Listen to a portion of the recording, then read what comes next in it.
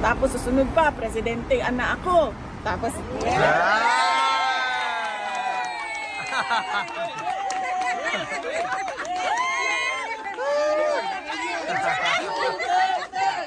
Duterte!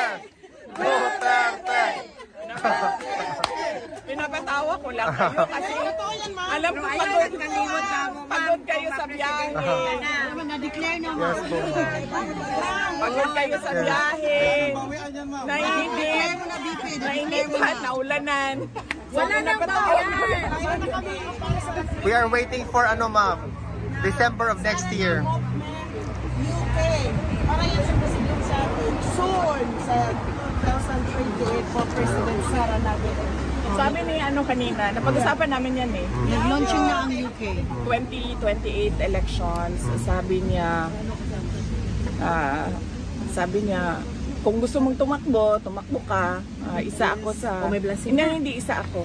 Sabi niya, ako ang pinakaunang mag-contribute at tumulong sa iyo.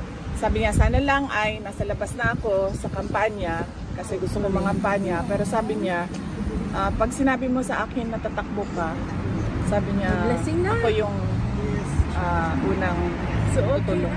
Ba't po kaya nagpapagay siya ma'am?